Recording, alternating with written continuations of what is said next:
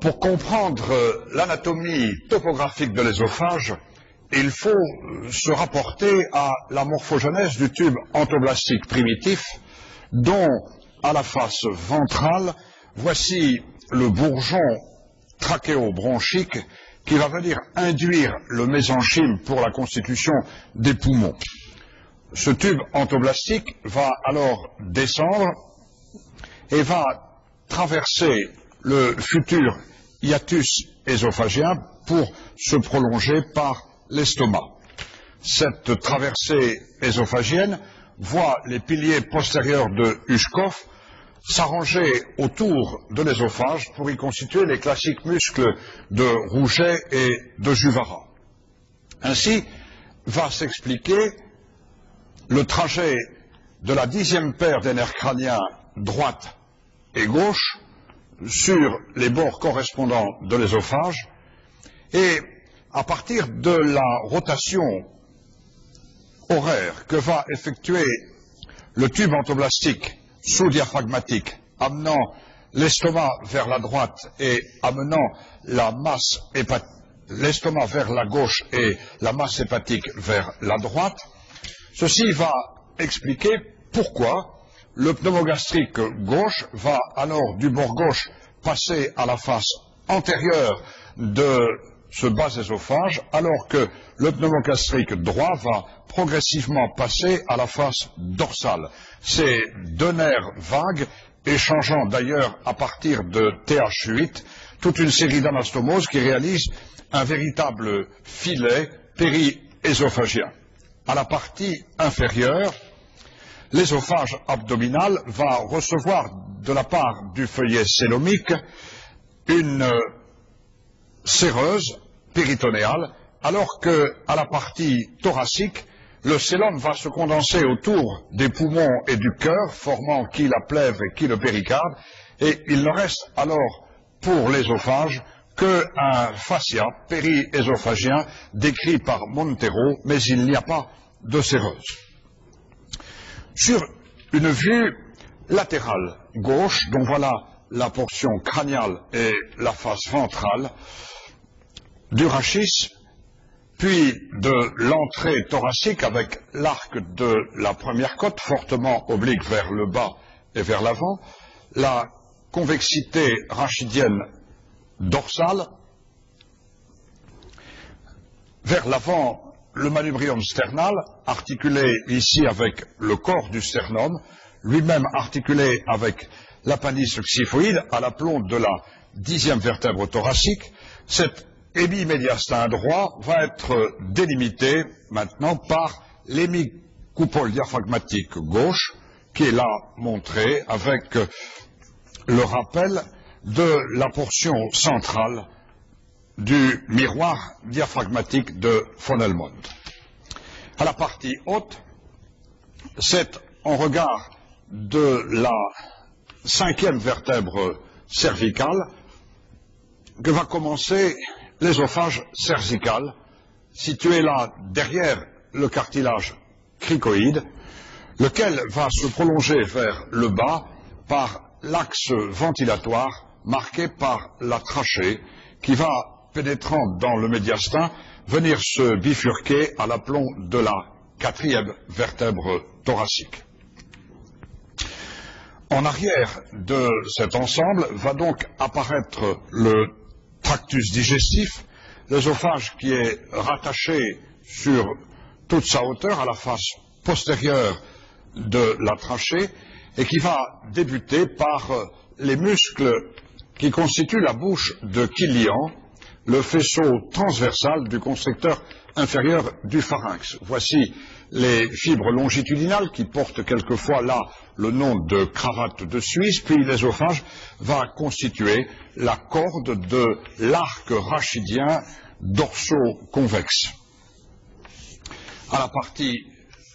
crâniale, l'ésophage cervical va présenter une zone de déhiscence qui laisse transparaître certaines fibres circulaires et un point de faiblesse à l'aplomb duquel on voit quelques diverticules de Zenker à disposition basse, quelquefois se faire jour. L'ésophage donc va être sur toute sa hauteur, collé à la face postérieure de la trachée par le petit muscle trachéo-œsophagien, compte tenu de cette origine embryologique commune sur laquelle nous avons insisté précédemment. Voici quelques-uns des anneaux trachéaux dans la portion cervicale, puis dans la portion thoracique. Et l'œsophage va alors, dans la portion médiastinale postérieure, être en rapport tout d'abord avec les éléments du pédicule pulmonaire gauche. Ceux-ci sont constitués par l'artère pulmonaire gauche, branche de division du tronc de l'artère pulmonaire commune, qui va passer en situation épibronchique, là, puis à la face inférieure par les veines pulmonaires gauches, respectivement crâniale et caudale, l'ensemble constituant le hile, la raquette hilaire, qui va être ici emballée par la réflexion de la plèvre médiastinale, qui, à la partie basse, à l'aplomb du manche de la raquette, est fermée par ce ligament triangulaire. À l'intérieur de ce hile du poumon gauche, il y a bien sûr les masses ganglionnaires lymphatiques qui vont constituer des relais importants, en particulier aussi pour le drainage lymphatique de l'œsophage. Puis il y a bien sûr les éléments trophiques bronchiques, artères et veines bronchiques qui sont en situation rétrobronchique. L'œsophage, là, va surtout être en rapport avec la crosse de l'aorte qui va passer au-dessus du pédicule pulmonaire gauche, puis qui va s'enrouler en descendant sur le bord gauche, puis progressivement en arrière de l'œsophage dans le médiastin postérieur. C'est là ce rapport en X très allongé, le rapport très important, et l'aorte thoracique va abandonner à l'œsophage un certain nombre de ses collatérales. La première de ces collatérales va être constituée par l'artère œsophagienne propre de Louchka, dont voici les branches gauches, puis par des rameaux œsophagiens issus de l'artère trachéobronchique de Demel, qui par ailleurs pénètre dans le pédicule pulmonaire, puis par l'artère petite œsophagienne, puis par l'artère œsophagienne accessoire, puis par l'artère grande œsophagienne, ces artères ayant une disposition segmentaire métamérique sans anastomose entre les principaux territoires, ce qui va expliquer pourquoi certaines sutures en chirurgie œsophagienne vont mal tenir. À la portion basse, l'œsophage qui va traverser le diaphragme à l'aplomb de la 10e vertèbre thoracique va présenter un segment abdominal de 3 ou 4 cm assez court qui nous intéresse peu, mais là, les vaisseaux issus de l'artère gastrique gauche vont remonter à partir donc de l'abdomen pour vasculariser le bas œsophage. Pour ce qui est de la portion cervicale de l'œsophage, celle-ci va être vascularisée par des vaisseaux issus de l'artère subclavière gauche que nous pouvons ici montrer après son origine de la crosse aortique, au moment où elle surcroise la première côte, et c'est avec la thyroïde, dont voilà le lobe latéral et l'isthme médian, en regard du deuxième anneau cartilagineux trachéal, la thyroïde qui va contenir ici la parathyroïde à sa partie postérieure. C'est l'artère thyroïdienne inférieure, donc branche collatérale de l'artère subclavière, qui, en remontant ici vasculariser la thyroïde, va prendre en charge la portion cervicale de l'œsophage. Nous allons également rappeler à la portion crâniale l'existence de l'espace rétroviscéral de Charpy, espace qui va ensuite plonger dans le médiastin postérieur et qui va expliquer pourquoi certains pneumomédiastins, pourquoi certains pyomédiastins vont ainsi fuser dans cet espace limité latéralement par les cloisons latérales de Charpy sur lesquelles nous reviendrons. La deuxième branche, visible ici du côté gauche, issue de la crosse aortique, est représentée par l'artère carotide commune gauche. Celle-ci va monter dans le paquet latéral du cou, paquet vasculaire latéral du cou, qui est par ailleurs complété par la veine jugulaire interne gauche, qui va ici confluer avec la veine subclavière gauche pour constituer le tronc veineux de Pirogov et venir là-bas du côté droit, donner naissance à la veine cave supérieure. Eh bien, c'est dans l'angle carotico-jugulaire que va descendre maintenant le nerf pneumogastrique gauche, la 10e paire des nerfs crâniens gauche, qui va passer en avant de la crosse aortique et qui va venir effectuer sous le ligament artériel qui va unir la crosse aortique à l'artère pulmonaire gauche, l'anse récurrentielle, l'anse d'origine du nerf phonatoire, du nerf laryngé inférieur ici gauche, qui va remonter vers les cordes vocales et qui va prendre en charge au passage cette bouche ésophagienne de Killian, expliquant le phénomène phonatoire de Stutka que l'on décrit classiquement chez les laryngectomisés pour la rééducation phonatoire, pour la rééducation vocale. Le nerf pneumogastrique gauche, après avoir abandonné cette anse récurrentielle, va maintenant descendre en arrière du pédicule pulmonaire gauche, puis il va passer sur le bord gauche, puis progressivement sur la face antérieure de l'ésophage médiastinal postérieur, là, et va échanger, comme nous l'avons aussi expliqué tout à l'heure, à partir de TH8, un certain nombre d'anses anastomotiques vers le pneumogastrique droit. Dans cette région latéro-ésophagienne existent bien sûr les relais ganglionnaires lymphatiques paraviscéraux qui vont se drainer d'abord dans les ganglions hilaires, qui vont ensuite se drainer à l'aplomb de la bifurcation pulmonaire, qui vont se drainer dans ce ganglion décrit par Engel, qui est satellite de la crosse de l'aorte. À ce niveau, signalons aussi un autre rapport neurologique important qui va maintenant descendre ici sur la face latérale du sac péricardique que nous allons à peine esquisser car c'est un rapport lointain de l'ésophage, posé qu'il est sur l'hémicoupole diaphragmatique. Il s'agit bien sûr du nerf phrénique, du nerf diaphragmatique gauche, avec ses principales branches terminales, accompagnées qu'il va être par les éléments vasculaires phrénique gauche, branche collatérale de l'artère thoracique interne, elle-même branche collatérale de la subclavière, mais nous sommes loin là de l'ésophage. Dans la partie dorsale, contre le rachis, derrière l'ésophage, derrière l'aorte, vont se trouver divers éléments qui, tout d'abord, sont des éléments pariéto-veineux. Nous allons remettre en place ici les vertèbres thoraciques, la 3e, la 4e, 5e, 6e, 7e, 8e, 9e et 10e vertèbres thoraciques, pour montrer que les veines intercostales postérieures vont se drainer dans le système de l'hémiazygos gauche qui, à l'aplomb de TH8, va rejoindre en arrière de l'aorte le système de l'hémiazygos inférieur gauche, puis rejoindre la grande azygos du côté droit. Les 3 premières veines intercostales postérieures vont se drainer classiquement dans le tronc cervico-intercostal, mais peuvent quelquefois aussi, cela fait partie des nombreuses variations que l'on rencontre au niveau du système veineux, se drainer dans ce système de l'hémiazygos gauche. Et puis, là en arrière, dans ce médiastin postérieur,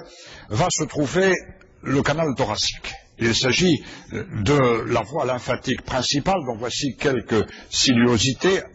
Ce canal qui est moliniforme, qui quelquefois est dédoublé, qui va monter sur la face antérieure du rachis, en arrière de l'aorte, et qui, arrivé pratiquement en TH2, va maintenant effectuer une crosse qui va le faire passer vers l'avant, le faire passer au-dessus de l'artère subclavière gauche, et venir se jeter dans cette boucle de Mascagni à l'aplomb du confluent jugulo-sous-clavier gauche. C'est là un rapport très très important qui explique pourquoi certaines équipes chirurgicales préfèrent dans la portion haute aborder l'ésophage du côté droit pour éviter ce canal lymphatique qui est très friable, qui est très fragile et dont les plaies vont être à l'origine de chylothorax qui sont une complication sévère de ce type de chirurgie. Enfin, Les veines, bien sûr, ésophagiennes vont suivre les artères, elles vont se drainer dans le système azygos avec cette même disposition segmentaire que celle évoquée tout à l'heure. Et puis, le système orthosympathique de la chaîne latérovertébrale, qui est marquée là-bas tout en haut par le ganglion stellaire, par le ganglion étoilé, puis qui va descendre avec ce caténaire qui est émaillé à chaque étage métamérique par un renflement ganglionné, renflement à partir desquels, à partir du 6e renflement, vont se détacher le grand nerf splanchnique, puis le petit ou le moyen splanchnique, et qui vont ensuite plonger dans les piliers postérieurs du diaphragme. Eh bien, c'est à partir de cette chaîne orthosympathique latérovertébrale et de ses branches à destinée splanchnique que nous allons également voir se détacher des filets nerveux orthosympathiques destinés à l'innervation de la paroi propre de l'ésophage. Bien sûr, maintenant, un deuxième schéma qui va nous permettre de voir les rapports droits de l'ésophage. Nous allons figurer une vue de l'hémimédiastin droit, avec le même repère, la portion crâniale et la face ventrale, l'orifice supérieur du thorax qui est marqué par l'obliquité de la première côte, et puis en arrière, donc la convexité rachidienne thoracique, avec toujours les mêmes repères, et le manubrium sternal à la partie ventrale, le corps du sternum, puis l'appendice xiphoïde, ici en arrière, à l'aplomb de la 10e vertèbre thoracique. Nous sommes ici, donc, dans ce médiastin qui est fermé vers le bas, comme c'était le cas du côté gauche, par l'hémicoupole diaphragmatique ici droite, que voilà esquissée avec son centre phrénique. Et c'est le tractus ventilatoire, la trachée, qui va représenter le fil directeur de la division topographique du médiastin. La trachée, oblique en bas et en arrière, vient se diviser ici en TH4 pour donner naissance à l'arbre bronchique droit, et ici la bronche lobaire supérieure droite est en place en situation extra-hilaire par rapport à la bronche souche droite. L'ésophage qui nous préoccupe est donc satellite de la face postérieure de la trachée, légèrement décalée vers la gauche, et il va maintenant apparaître lui aussi comme cette corde de l'arc rachidien qui est dorso-convexe dans le médiastin postérieur. Les éléments du pédicule pulmonaire droit sont ici représentés tout d'abord par l'artère pulmonaire droite avec l'artère lobaire supérieure et l'artère principale, puis par les veines pulmonaires, respectivement crâniales et caudales droite, avec là encore les éléments bronchiques, trophiques en arrière, et puis la réflexion de la plèvre qui va toujours avec ce manche de la raquette hilaire, fermé par le ligament triangulaire à la partie basse, oblique en bas et en arrière, constituer le rapport principal de ce bord droit de l'ésophage. Dans cette zone hilaire, bien sûr, comme à droite, les très nombreux relais ganglionnaires lymphatiques dans lesquels l'ésophage va aussi pouvoir se drainer et les pathologies néoplasiques pouvoir métastaser.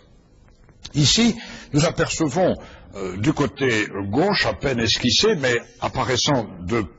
façon de plus en plus évidente au fur et à mesure qu'on descend, sur le bord gauche de l'ésophage, l'aorte thoracique descendante, qui abandonne ici quelques rameaux de l'artère ésophagienne propre de Louchka, qui abandonne ici les branches ésophagiennes issues de l'artère trachéobronchique de Demel, qui abandonne ici les branches droites de l'artère petite ésophagienne, de l'artère ésophagienne accessoire, de l'artère grande ésophagienne, exactement comme du côté gauche précédemment. Et ici, du côté droit, le rapport principal va être bien sûr constitué par l'azygos. Il s'agit de cette grande veine de drainage pariétal qui va à chacun des étages. Voilà ici la quatrième vertèbre thoracique qui correspond à cette bifurcation trachéale, la cinquième, la sixième, la septième, la huitième, la neuvième et la dixième vertèbre. Le système azygos va donc drainer ici les veines intercostales postérieures à partir de la quatrième veine intercostale postérieure et va recevoir à la plombe de TH8 venant du côté gauche le canal qui draine le système de l'hémi-azygos gauche. Surtout, c'est dans la face postérieure de la veine cave crâniale, de la veine cave supérieure. Nous allons, comme tout à l'heure, du côté droit, esquisser à peine le sac péricardique qui nous intéresse peu dans ce sujet, et la veine cave supérieure qui sort engagé dans cette réflexion de la corne péricardique pré-cave supérieure, la veine cave inférieure traversant ici la foliole droite, reçoit donc à sa face postérieure cette grande veine azygos. Cette crosse de l'azygos, rapport principal qui passe au-dessus de l'arbre bronchique du pédicule pulmonaire droit, va être là encore marqué par des ganglions lymphatiques relais, dont le classique ganglion de Bartels, qui est à droite, ce qu'était le ganglion de Engel à gauche, car le classique ganglion de Croisier n'est autre chose que l'envahissement lymphatique du canal thoracique. Vu ici du côté droit, on peut esquisser dans le médiastin postérieur quelques méandres de ce canal moliniforme, du canal thoracique qui est en train de monter et qui va lui effectuer sa crosse du côté gauche. Bien sûr, ici à droite, nous allons retrouver la veine sous-clavière droite avec le confluent veineux jugulo-sous-clavier droit qui va ici être en rapport avec l'artère carotide commune droite issue de la bifurcation du tronc artériel brachiocéphalique droit qui par ailleurs donne naissance à l'artère subclavière droite. Et c'est, comme c'était le cas à gauche, dans l'angle carotico-jugulaire que nous allons maintenant voir descendre le nerf pneumogastrique droit, lequel va abandonner autour de l'artère subclavière, maintenant, l'anse du nerf phonatoire, du nerf récurrent droit, qui remonte dans l'angle trachéo-œsophagien droit, comme c'était le cas du côté gauche. Puis le nerf pneumogastrique droit va passer en arrière du pédicule pulmonaire droit, puis va passer sur le bord droit et va passer ensuite à la face postérieure de l'œsophage, échangeant, comme nous l'avons déjà signalé, à partir de TH8, un véritable réseau anastomotique périésophagien avec le pneumogastrique gauche. Bien sûr, les nerfs parasympathiques destinés à l'œsophage vont prendre naissance de ce nerf pneumogastrique. Là encore, nous aurions venu au contact du muscle scalène antérieur, le nerf phrénique droit, nerf moteur du diaphragme qui va ici descendre, satellite des vaisseaux diaphragmatiques crâniaux, branches eux-mêmes de l'artère thoracique interne, mais ceux-ci sont des rapports lointains. À la partie postérieure, comme du côté gauche, nous allons bien sûr retrouver maintenant la chaîne orthosympathique latérovertébrale, marquée là tout en haut par le ganglion stellaire, et puis à partir de ces renflements ganglionés étagés, le départ à partir de la sixième formation de ces nerfs splanchniques à destinée abdominale et bien sûr du côté droit, comme c'était le cas du côté gauche, les rameaux orthosympathiques destinés à l'innervation motrice et fonctionnelle de l'œsophage. Tout au long de cet œsophage, les relais ganglionnaires lymphatiques vont pouvoir remonter en direction cervicale dans la chaîne jugulaire, vont pouvoir redescendre en direction abdominale vers la chaîne du tronc cœliaque de Louchka. Eh bien, tous ces rapports, nous allons les mettre en place maintenant sur une série de coupes dont la première va passer par la sixième vertèbre cervicale pour nous montrer les rapports de la portion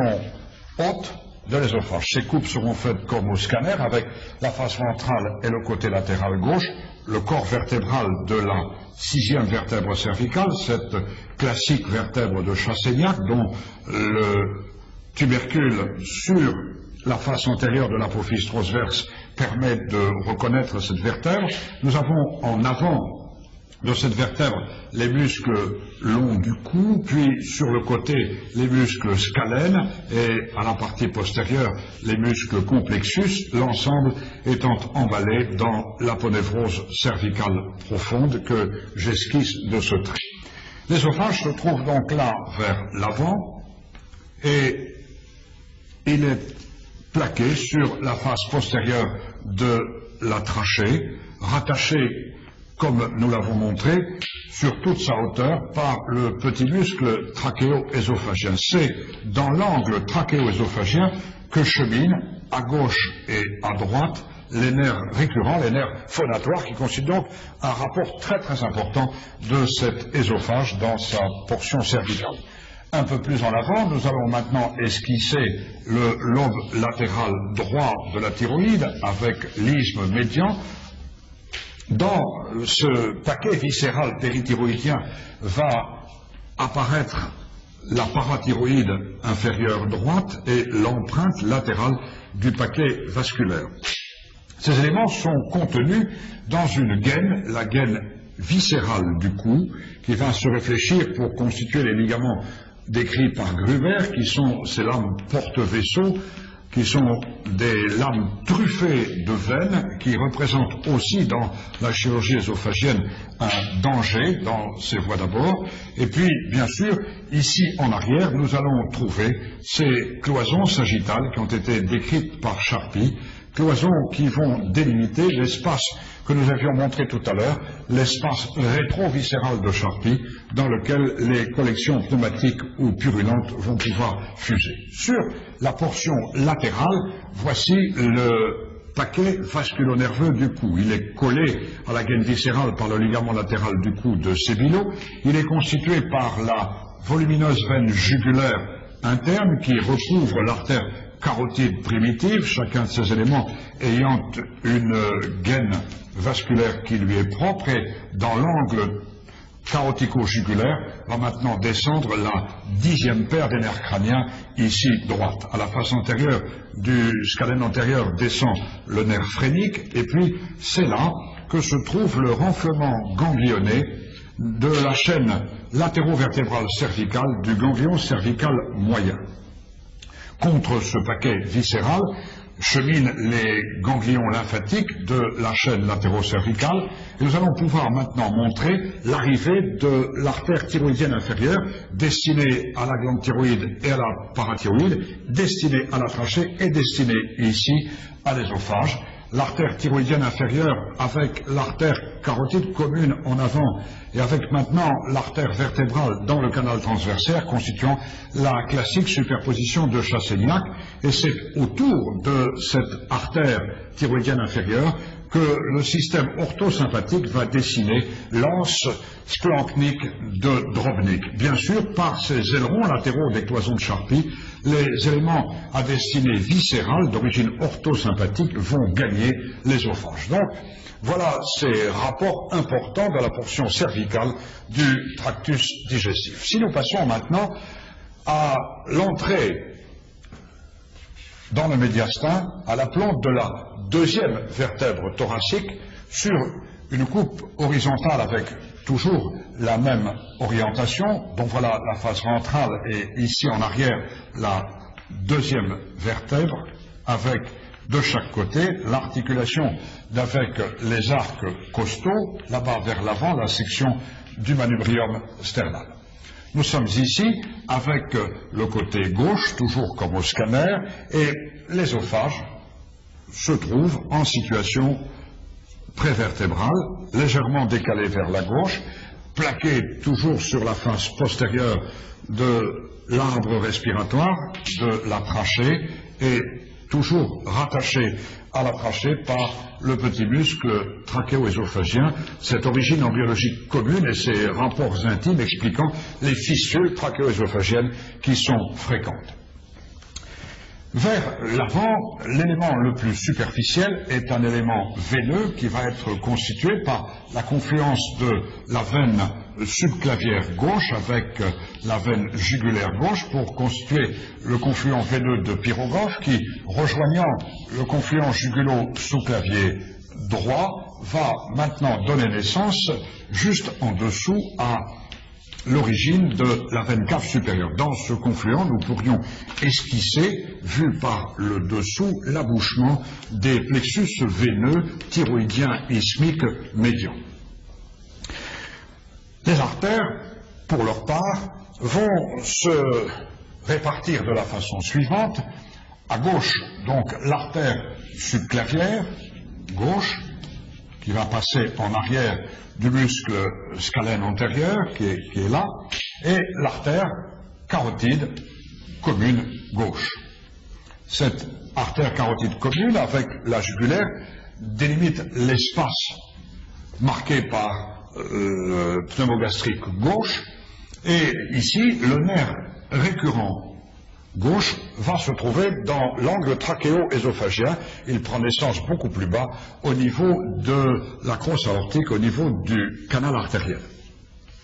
Nous allons ici mettre en place le rapport qui avait été signalé tout à l'heure du côté gauche comme étant le danger vasculaire essentiel, à savoir l'ampoule de Mascagni et la crosse du canal thoracique. Voici cette ampoule et puis ce trajet moliniforme du canal qui a quitté l'espace prérachidien, qui va passer au-dessus de l'artère subclavière et qui va maintenant s'aboucher dans le confluent veineux. C'est là aussi un rapport très très important de l'œsophage, et les chaînes ganglionnaires latéraux viscérales, œsophagiennes et trachéales, sont aussi marquées par ces ganglions. Ici, nous sommes à l'aplomb du dôme pleural gauche. Voilà la section de la plèvre esquissée, à toute fin de pouvoir y mettre là en arrière le ganglion stellaire, le volumineux ganglion étoilé, qui va maintenant abandonner autour de l'artère subclavière gauche, ici, l'anse classique de Vieux-Sens, qui va également abandonner ici quelques branches à destinée viscérale, et nous allons retrouver ici en arrière les éléments pariétaux postérieurs, comme les veines intercostales postérieures. Du côté droit, la disposition est voisine. Nous allons avoir, bien sûr, l'artère carotide commune droite, qui va avec la bifurcation du tronc artériel brachiocéphalique montrer là l'artère subclavière droite, et c'est dans l'angle carotico-jugulaire droit que descend le nerf pneumogastrique droit, mais c'est autour de cette artère subclavière que ce dernier va abandonner l'anse du nerf phonatoire qui vient maintenant se placer dans l'angle trachéo-œsophagien postérieur. Bien sûr,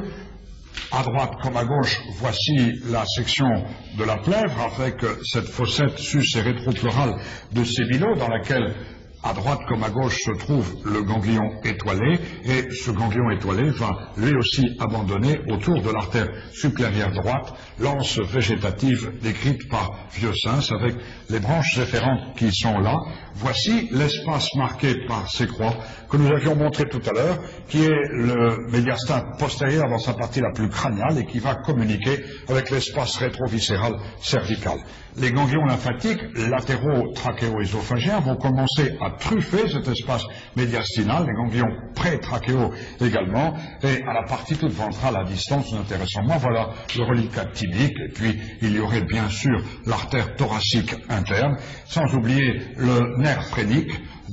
droit et nerf phrénique gauche qui vont surcroiser les éléments veineux comme nous les avions montrés tout à l'heure. Nous allons maintenant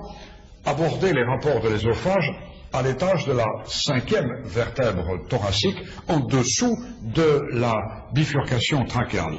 Repères qui sont toujours les mêmes comme au scanner, face ventrale et côté latéral gauche. Donc voici en arrière le corps de la 5e vertèbre thoracique, les limites pariétales latérales sur lesquelles nous irons vite, et puis voilà la bifurcation trachéale avec l'origine des deux arbres bronchiques droit et gauche. L'arbre bronchique gauche va être beaucoup plus oblique vers l'arrière que l'arbre bronchique droit, et nous allons ici retrouver l'œsophage qui est le seul élément, maintenant qu'il n'y a plus de trachée, à être le fil directeur du médiastin postérieur. L'ésophage qui va être au contact de ces relais ganglionnaires, de ce nœud lymphatique énorme qui est en dessous de la bifurcation trachéale et qui occupe tout le médiastin postérieur. Derrière, contre le rachis, se trouve bien sûr le canal lymphatique thoracique qui est en train de monter vers sa crosse. De chaque côté se trouve la chaîne orthosympathique latérovertébrale, thoracique, qui va là encore commencer à abandonner quelques branches à destinée ésophagienne. Et puis nous allons trouver les rapports vasculaires qui vont être constitués par l'aorte qui est sectionnée dans la portion ascendante de la crosse en avant et que nous allons retrouver ici sur le flanc latéral gauche dans sa portion descendante en arrière, la plèvre étant marquée simplement par ce feuillet de réflexion pariétale médiastinale, le reste n'ayant pas d'intérêt. L'aorte va ici abandonner donc l'artère ésophagienne propre de l'Oushka. L'aorte abandonne les artères trachéobronchiques destinées à la trophicité de l'appareil ventilatoire décrite par Demel, et là encore ces artères vont abandonner des rameaux nourriciers à l'ésophage par sa face latérale et par sa face ventrale. Au contraire, plus en avant, nous allons retrouver la bifurcation de l'artère pulmonaire, tronc de l'artère pulmonaire qui est dans ce plan avec ses deux branches, l'artère pulmonaire gauche qui va passer au-dessus de l'arbre bronchique, l'artère pulmonaire droit qui va passer en dessous et en avant de l'arbre bronchique. Voilà simulé sa tranche de section. Et puis ici, du côté le plus latéral droit, la section de la veine cave supérieure. Ces éléments sont bien sûr emballés à l'intérieur des cornes péricardiques de Haller, pré-aortico-pulmonaire et de la corne pré-cave. Le système azygos postérieur de l'hémiazygos ou des veines qui peuvent quelquefois se drainer là dans le tronc cervico-intercostal postérieur, et nous nous retrouvons à droite comme à gauche avec la réflexion de la plèvre médiastinale pariétale. Voilà ici l'espace médiastinal postérieur qui continue à plonger, l'espace dans lequel chemine l'ésophage. L'œsophage qui est bien sûr accompagné maintenant sur son bord antérieur latéral gauche par le pneumogastrique gauche, qui est accompagné sur son bord latéral droit par le nerf pneumogastrique droit. C'est juste au-dessus, sous la crosse aortique, que le pneumogastrique gauche va abandonner l'anse phonatoire, et bien sûr ce nerf pneumogastrique va y abandonner à l'ésophage des branches de trophicité parasympathique. Voilà les rapports de l'ésophage arrivés dans la portion moyenne du médiastin, et nous allons maintenant voir comment, arrivé en TH8, cet ésophage va se glisser à la face postérieure du cœur. L'ésophage va en effet descendre dans ce médiastin postérieur caudal, plaqué entre les quatre veines pulmonaires à la face postérieure du cul-de-sac péricardique, du grand cul-de-sac de Haller, dans ce qu'il est classique d'appeler, dans l'espace clair rétrocardiaque, le sinus de Kate, et c'est ce que nous allons voir en mettant maintenant en place une coupe horizontale passant par la 8e vertèbre thoracique, coupe dont voilà la face ventrale et coupe sur laquelle nous représenterons essentiellement le médiastin postérieur. Voici le côté latéral gauche et l'ésophage, donc qui, à cet endroit, est accompagné maintenant par le nerf pneumogastrique gauche qui est à sa face ventrale, le nerf pneumogastrique droit qui est à sa face dorsale. Ces deux nerfs, nous l'avons vu, échangeant entre eux de nombreuses anastomoses, abandonnant bien sûr des filets trophiques à l'ésophage, et l'ésophage est en rapport en arrière avec le canal thoracique qui monte sur la face médiane du rachis. L'aorte thoracique descendante est venue se plaquer sur le bord gauche, puis progressivement sur la face postérieure de l'ésophage avec ce trajet en X très allongé, alors qu'à droite, c'est la veine grande azygos, veine qui va recevoir le canal anastomotique qui draine le système des hémiazygos gauche,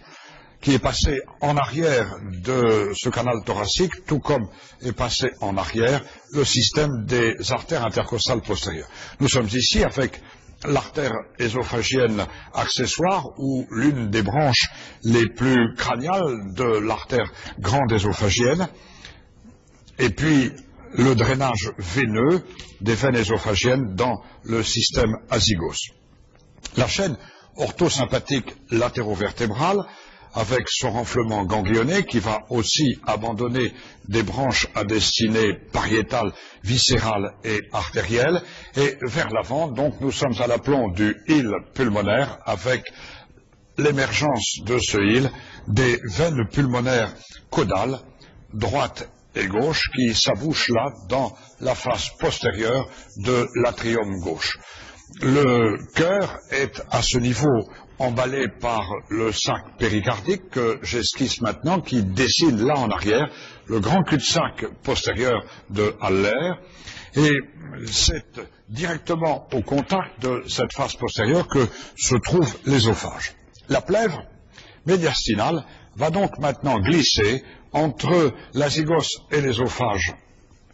du côté droit, va donc glisser entre l'aorte et l'ésophage du côté gauche, cette plèvre pouvant envoyer même en avant de l'ésophage quelquefois un petit diverticule pleural. Nous sommes ici à la partie haute de la raquette hilaire, le début de ce ligament triangulaire, et c'est là qu'entre ces cul-de-sac azygo-ésophagien, inter-aortico-ésophagien va se trouver tendu le classique ligament de Morozov qui isole ainsi complètement l'ésophage médiastinal. Bien sûr, les ganglions lymphatiques qui sont là sur les faces latérales de l'ésophage vont se drainer directement dans les ganglions hilaires, comme nous l'avions signalé tout à l'heure, et ici donc l'ésophage se trouve directement au contact de ce cul-de-sac péricardique postérieur. Un tout petit peu plus bas, l'ésophage va maintenant plonger à l'aplomb de TH10 dans l'espace inframédiastinal postérieur décrit par Paturet, et là va traverser la coupole diaphragmatique. C'est ce que nous allons montrer sur la dernière coupe destinée à illustrer ces rapports de l'ésophage, avec l'ésophage qui vient de traverser cet hiatus ésophagien et qui se prolonge du côté abdominal par l'estomac. Voilà la paroi ésophagienne, la zone subcardiale en quelque sorte. Le diaphragme qui arrive ici de chaque côté et qui va tisser autour du hiatus ésophagien les muscles de Rouchet et de Juvara, les coupoles diaphragmatiques permettant du côté abdominal d'esquisser la face dorsale de la masse hépatique dans laquelle la portion la plus crâniale de la veine cave crâniale reçoit les veines sus-hépatiques. Eh bien, nous sommes ici avec en avant, là, de cet axe rachidien, en arrière de l'ésophage, l'aorte dans sa portion la plus basse, l'aorte qui va être entourée par le fascia péri-aortique de Virchow et l'aorte qui va s'engager dans cet anneau fibreux péri-aortique. Elle est accompagnée bien sûr en arrière, en situation pré-rachidienne, par le canal thoracique. Le système orthosympathique latérovertébral du 10e renflement ganglionné, avec le départ ici des rameaux du petit nerf splanchnique, le grand nerf splanchnique qui est là sur le côté, et le système de la racine de l'azygos à droite, de la racine de l'hémiazygos inférieur à gauche, avec le drainage des veines intercostales postérieures, qui vont nous permettre maintenant de montrer que la plèvre du côté droit va envoyer un cul-de-sac azygo-ésophagien. Nous sommes à la partie la plus basse de ce ligament triangulaire de la raquette hilaire qui est maintenant ombré de la sorte. Ce cul-de-sac inter-azygo-ésophagien va être plus marqué que ne l'est le cul-de-sac pleural marqué du côté gauche inter-aortico-œsophagien avec du côté gauche le même ligament triangulaire postérieur, la plèvre pariétale qui peut englober le système orthosympathique qui peut englober quelquefois le système veineux azygos postérieur. Ici, les vaisseaux d'origine coronaire